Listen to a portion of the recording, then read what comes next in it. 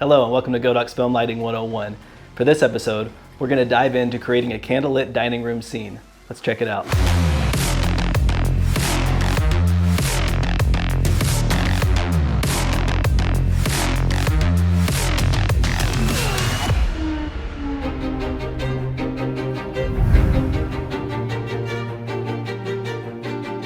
Creating a historical narrative scene is a lot of fun, but can also be a bit tricky depending on the era you are portraying.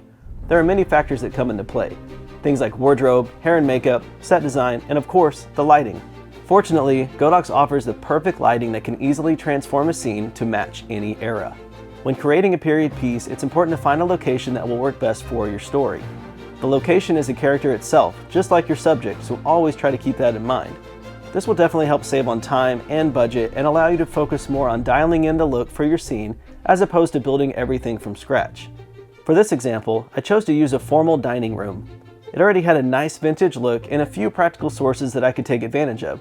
Things like candles, a chandelier, and several props definitely help the scene look like it's from a different point in time. With the chandelier acting as our only practical light, the scene's a bit dark, so let's build our scene around the chandelier.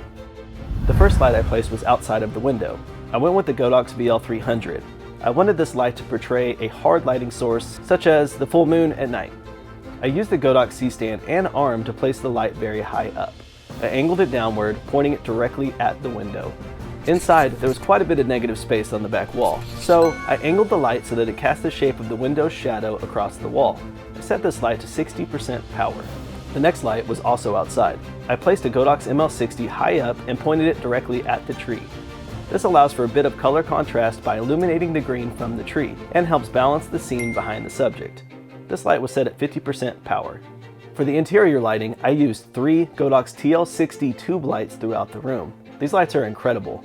They are super easy to use, allow for ultimate control of the full 360-degree RGB spectrum, a flexible form factor, wireless operation, and tons of effects and modifiers. They have an internal battery that lasts several hours and you can easily mount them anywhere. Because the scene is motivated by practical candles, I used the candlelight effect on the TL60. This was perfect for what I needed, and I was able to easily add it to the scene to add a nice motivated key to the subject's back and face. This light was set at 16% power.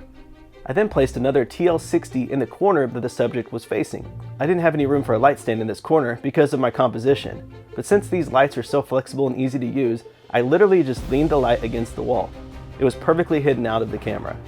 The purpose of this light was to help highlight her face, provide a nice eye light, and also illuminate some of the foreground props. I used the CCT function of the light to change the color temperature to 2700K so that the light appears softer and slightly yellow in color. This helps lighten up her skin tone from the warmer orange light that is cast by all the other candle light from around the room. This light was set at 1% power. Now, I needed to add a touch of motivated candlelight to the back wall. With the help of my lovely poodle assistant, I hid another TL60 on a chair under the table and directed the light to the back corner. This helps illuminate the back wall just a touch so that it preserves some extra detail from around the room. This light was also set on the candle effect and powered to 14%.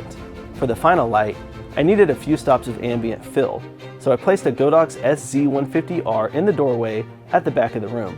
I needed to balance out the warm color temperature coming from the interior lights with the daylight balanced moonlight coming from the window. This light makes things so much more efficient because it eliminates the need to clamp any gels to the front of the light, which is a huge time saver.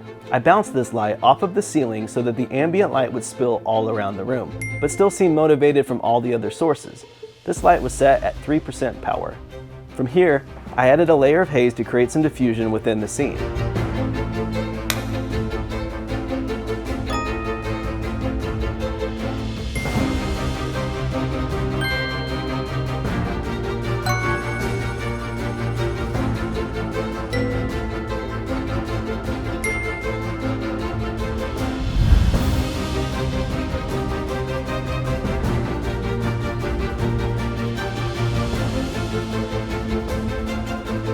Hopefully, these techniques are helpful for you to try out on some of your future projects. Godox offers a one-stop solution for all your filmmaking needs. From lights, to monitors, to audio, to stands, to grip and staging essentials, they've definitely thought of everything. Also, be sure to like and subscribe for more tutorials. Thank you so much for tuning in to Godox Film Lighting 101. We'll see you next time.